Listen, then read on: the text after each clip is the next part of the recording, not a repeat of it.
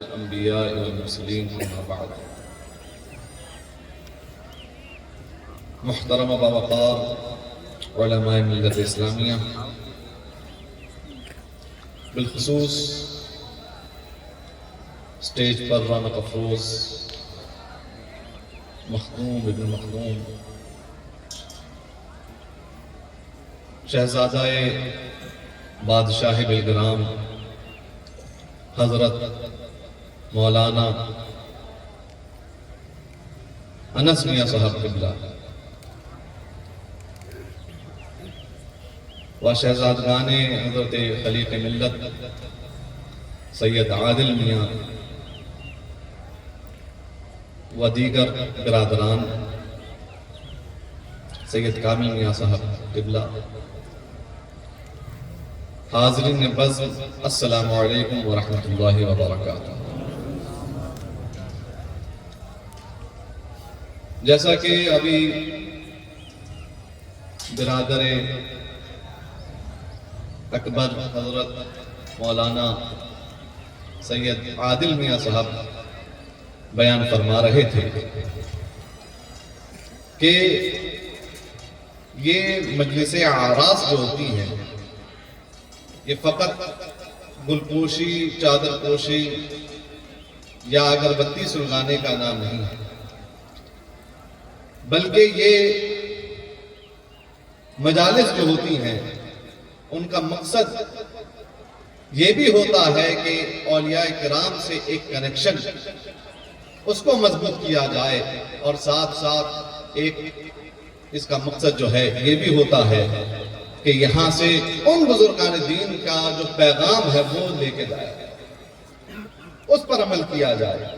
تو حضرات دی وقار، کوئی لمبی چوڑی تقریر کا نہ وقت ہے نہ موقع ہے، 4 بج چکا ہے۔ فقیر جو ہے بس چند لمحات میں انشاءاللہ اپنی گفتگو مکمل کرے گا۔ گزشتہ 1.5 سال سے حضرت قبلہ انس میاں صاحب، گزشتہ تقریباً 1.5 سال سے فقیر منظر اسلام شریف میں اعلی حضرت کی مسند پر جو ہے خدمت افتاح انجام دے رہا ہے، اور جب فقیر جو ہے فتاوی رضویہ شریف کا مطالعہ کرتا ہے، جس باب کا جتنی بار مطالعہ کیا اتنی بار کوئی نہ کوئی نئی چیز ملتی۔ اعلی حضرت کے علم و فضل و کمال کو ہم اور آپ کیا جان سکتے ہیں؟ اعلی حضرت کا مسلک جو ہے، ابھی عادل میاں فرما رہے تھے کہ یہ وہ مسلک ہے جو افراد و تفرید سے پاک ہے، نہ اس میں افراد ہے نہ تفرید، یہ بالکل عادل مسلک ہے، یہ بالکل عادل مسلک ہے۔ اس میں میں نے ایک چیز جو ہے پڑھی، اور میں یہ چاہتا ہوں کہ یہ پیغام اور اعلی حضرت امام عشق محبت، امام اہل سنت رضی اللہ تعالی عنہ کے حضرت علی اور اولاد علی رضوان اللہ علیہم سے عشق اور ان کی محبت کا میں آپ کو جو ایک ربط ہے، ایک تعلق ہے، وہ ایک بیان کرتا ہوں۔ آپ نے حضرت علی کرم اللہ تعالی وجہہ الکریم کی باتیں علی کے گھر والوں سے تو سنی ہے، اب علی کے در والوں سے بھی سنی۔ حضرت اعلی حضرت امام عشق محبت، امام اہل سنت امام احمد الرحمن علیہ رحمۃ الرضوان سے سوال کیا گیا۔ سائل نے اعلی حضرت سے سوال کیا اور پوچھا کہ حضور یہ بیان فرمائیے کہ امت محمدیہ میں ولایت تقسیم کرنا حضرت علی کے ذمہ ہے، امت محمدیہ میں ولایت تقسیم کرنا یہ حضرت علی کرم اللہ تعالی وجہہ الکریم کے ذمہ کرم میں ہے۔ تو حضرت دریافت یہ کرنا ہے کہ جو سابقہ امم گزری ہیں، جو پچھلی امتیں گزری ہیں، ان میں ولایت تقسیم کرنا کس کے ہاتھ میں؟ ان میں ولایت تقسیم کرنا کس کے ہاتھ میں تھا؟ آج ہم پر الزام لگایا جاتا ہے، آج ہم پر جو ہے یہ تہمت باندھی جاتی ہے کہ ہم بغض علی رکھتے ہیں۔ ارے ہم سے یہ کہا جاتا ہے کہ ہم مولائی نہیں ہیں، ارے سب سے بڑے مولائی ہم ہیں۔ حقیقی مولائی ہم ہیں، تم جعلی مولائی ہو، جعلی مولائی ہو جو تم حضرت علی کو تو مانتے ہو لیکن علی کی نہیں مانتے، علی کو مانتے ہو علی کی نہیں مانتے۔ حقیقی مولائی ہم ہیں، حقیقی مولائی اعلی حضرت امام عشق محبت امام اہل سنت امام محمود اللہ خان علیہ رحمت والرضوان ہیں۔ حضرت اعلی حضرت کا جواب سنیے۔ اعلی حضرت سے جب یہ سوال کیا گیا حضور سابق امم میں ولایت تقسیم کرنا کس کے ہاتھ میں تھا، تو حضرت اعلی حضرت امام عشق محبت کا جواب سنیے۔ اعلی حضرت ارشاد فرماتے ہیں، حضرت علی وقار بہت غور سے اس بات کو سماعت فرمائیے۔ اعلی حضرت امام عشق محبت ارشاد فرماتے ہیں، حضرت علی وقار امت محمدیہ میں رسول اللہ صلی اللہ علیہ وسلم کی امت میں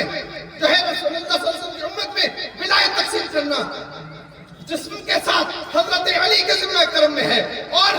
سابقہ امم میں روح علی برزخ سے تمام امتوں میں جو ہے ولایت تقسیم کرتی چلی جا رہی ہے۔ حضرت علی وقار آپ یہ کہتے ہیں کہ جو ہے حضرت علی جو ہے اس امت میں ولایت تقسیم کر رہے ہیں، بلکہ اعلیٰ حضرت کا تو مسلک یہ ہے، اعلیٰ حضرت یہ فرماتے ہیں کہ تمام امتوں میں حضرت علی کی روح تمام امتوں میں ولایت تقسیم کر رہی ہے۔ آج ہم سے سوال کیا جاتا ہے کہ آپ کو حضرت علی سے محبت ہے یا نہیں ہے؟ حضرت علی وقار ابھی کچھ روز قبل مجھ سے ایک صاحب نے سوال کیا، دارالفتہ میں بیٹھا تھا، مجھ سے یہ سوال کیا گیا کہ بتائیے کہ عید غدیر اس کا جو ہے اسلام میں کیا حکم ہے، اس کو منانے کی کیا حیثیت ہے، اس کا کیا معاملہ، عید غدیر کا کیا معاملہ ہے؟ تو حضرت علی وقار عید غدیر کا جو ہے اسلام میں کوئی بھی اسلام میں اس کی جگہ نہیں، یہ ایک نئی چیز ہے، یہ بدعت ہے، بلکہ یہ کہا جائے کہ بدعت سیئہ ہے، اور اہل تشیع جو ہے ان کا کام ہے اور ان کا فنکشن ہے، یہ ان کا طریقہ ہے۔ اہل سنت کا عید غدیر سے کوئی تعلق نہیں۔ ہاں بالکل حضرت علی ہمارے مولا ہیں۔ غدیر خم کے موقع پر حضرت علی کرم اللہ تعالی وجہ الکریم کو رسول اکرم صلی اللہ تعالی علیہ وسلم نے فرمایا، من کنت مولا ہو فہذا علی مولا ہو۔ ہمارا ایمان ہے، یہ ہمارے ایمان کا حصہ ہے، حضرت علی ہمارے مولا ہے، یہ ہمارے ایمان کا حصہ ہے حضرت علی وقار۔ لیکن اس کا یہ مطلب بالکل نہیں کہ اس دن کو جو ہے ہم اتنا عظمت والا دن بنا دیں کہ تمام عیدوں سے بڑی عید اس کو مان دیا جائے، بالکل نہیں، ہرگز نہیں۔ اور ہاں حضرت علی وقار یہ میرا جو خطاب ہے وہ فقط سنیوں سے ہے، اہل سنت سے میرا خطاب ہے، غیر سنی سے تو ہمیں کوئی مطلب ہی نہیں۔ اگر سنی ہے تو وہ میری بات سنے کہ سنیت میں اہل سنت میں عید غدیر کی کوئی حیثیت نہیں ہے، اور اگر تمہیں عید غدیر منانا ہے، تمہیں اس دن کو منانا ہے تو اس دن کو بھی مناؤ، اس دن کے بھی جو ہے تم جشن مناؤ جس دن آقا دو عالم صلی اللہ تعالی علیہ وسلم نے حضرت صدیق اکبر رضی اللہ تعالی عنہ افضل البشر بعد الانبیاء بالتحقیق کو اپنا مصلی عطا فرمایا، اس دن کو بھی عید مناؤ جس دن حضرت عمر فاروق رضی اللہ تعالی عنہ کے لیے حضرت رسول اکرم صلی اللہ تعالی علیہ وسلم نے ارشاد فرمایا، لو کان النبی بعدی کان عمر، اور اس دن کو بھی عید مناؤ جس دن رسول اکرم صلی اللہ تعالی علیہ وسلم نے حضرت عثمان غنی رضی اللہ تعالی عنہ کے ہاتھ مبارک کو فرمایا، یہ میرا محمد کا ہاتھ ہے، یہ عثمان کا ہاتھ نہیں۔ جس نے عثمان کے ہاتھ پہ بیعت کری اس نے محمد کے ہاتھ پر بیعت کری، اس دن کو بھی عید مناؤ۔ حضرت علی وقار آپ اس دن کو بھی عید منائیے جس دن حضرت سعد بن ابی وقاص رضی اللہ تعالی عنہ جو صحابی رسول ہیں، حضرت علی وقار تمام صحابہ رسول اللہ صلی اللہ تعالی علیہ وسلم کو فرماتے، فداک ابی و امی یا رسول اللہ، آپ کے اوپر میرے والدین قربان یا رسول اللہ۔ حضرت سعد بن ابی وقاص کا مقام یہ ہے کہ حضرت سعد بن ابی وقاص غزوہ احد میں تشریف فرما ہے، رسول اکرم صلی اللہ تعالی علیہ وسلم کی شیلڈ بنے ہوئے ہیں، باڈی گارڈ بنے ہوئے ہیں، اور رسول اکرم صلی اللہ تعالی علیہ وسلم کی باڈی گارڈنگ کرتے ہیں۔ حضرت آقا دو عالم صلی اللہ تعالی علیہ وسلم حضرت سعد بن ابی وقاص رضی اللہ تعالی عنہ کو ایک ایک تیر دیتے چلے جا رہے ہیں اور فرما رہے ہیں، ارمی یا سعد فداک ابی و امی، ارمی یا سعد فداک ابی و امی۔ حضرت سعد بن ابی وقاص کا مقام یہ ہے کہ تمام صحابہ نے رسول اللہ کو فرمایا، فداک ابی و امی، آپ کے اوپر میرے ماں باپ قربان، اور حضرت سعد بن ابی وقاص کو آقا علیہ الصلوۃ والسلام نے فرمایا، تمہارے اوپر میرے والدین۔ حضرات دیوکار ہر صحابی رسول رضوان اللہ تعالیٰ علیہ مجمعین کو کوئی نہ کوئی مقام حاصل رسول اکرم صلی اللہ علیہ وسلم، کوئی نہ کوئی لقب حاصل، کوئی نہ کوئی واقعہ حاصل، لیکن حضرات دیوکار اس میں غلو کرنا جو ہے یہ ہمارا اہل سنت کا شیوا نہیں ہے۔ اب مسلک اعلیٰ حضرت کو آپ اس شعر میں ملاحظہ فرمائیے کہ اہل سنت کا ہے بیڑا پار، اصحاب حضور نجم ہیں اور ناؤ ہے فطرت رسول اللہ کی۔ حضرات دیوکار بس انشاءاللہ انہی کلمات پر میں اپنی گفتگو کو اختتام کرتا ہوں، اور انشاءاللہ حضرت انس میاں صاحب یہاں موجود ہیں، انشاءاللہ انہی کی دعا پر ہم سب جو ہے آمین کہیں گے اور حضرت ہم سب کے حق میں دعا فرمائیں گے۔ وآخر دعوانا ان الحمدللہ رب العالمین، السلام علیکم ورحمۃ اللہ وبرکاتہ۔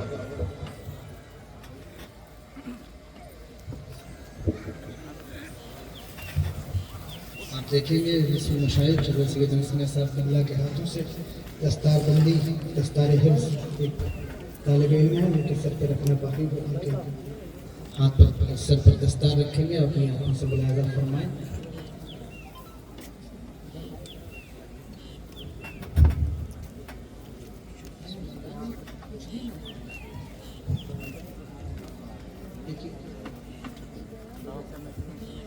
اللہ تبارک و تعالیٰ نے جب چاہا کہ وہ اپنے محبوب کی جلوہ گری کراوے، اس نے سب سے پہلے اپنے نور سے اپنے محبوب کے نور کو پیدا فرمایا، پھر وہ قرن بعد قرن، نسل بعد نسل ایک دوسرے سے منتقل ہوتا ہوا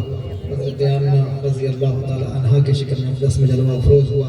12 ربیع النور کو صبح صادق کے وقت اسحاق دانی کی دین میں تشریف لایا۔ اس وقت تمام شجر و حجر، تمام بحر اس کی بارگاہ میں صلاۃ والسلام کا نذرانہ پیش کر رہے تھے۔